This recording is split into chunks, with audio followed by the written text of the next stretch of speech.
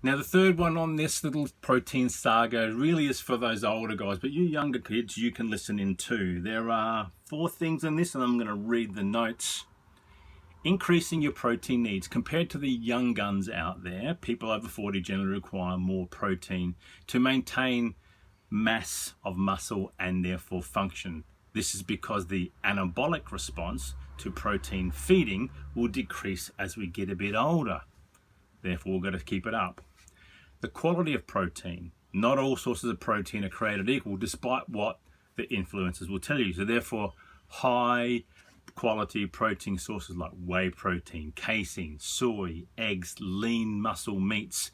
Nothing against the vegans, but lean meats provide a better balance of essential amino acids needed for optimal muscle protein synthesis, that fancy term we used in the last video.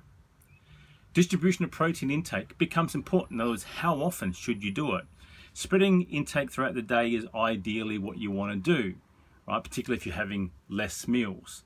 But more importantly, that first meal of the day, get some protein in, please. It's not a box of cereal. Get some protein in. There's nothing wrong with a little bit of steak and eggs in the morning. That gets you started towards hitting that target, because the more that you delay that, the harder it gets at the end of the day. And therefore, throughout the day, if we're doing that regular doses, we're getting better response to muscle protein synthesis, and we're minimizing that muscle protein breakdown that we also talked about. What's the kicker? Combining all of them together, as we said before, and doing some resistance training.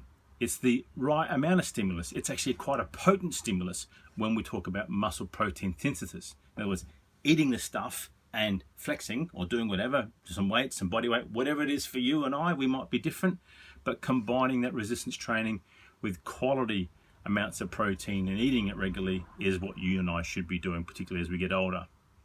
It's essential. As I said before, look around. Look at your neighbor, look at your grandparents for you as you are younger, and even maybe look at your partner for those of us that are older. There is nothing worse than falling over and hurting yourself from a simple thing like that there, breaking an arm, bone density, all that type of stuff. This will go a long way. And as I said before, no, eating an appropriate amount of protein will not give you fucking cancer, no matter what anyone tells you. And it's also not going to save the earth by you not eating it. God forbid, there's that much other shit that we can do that can help towards the planet, but not eating animal protein? Fuck me.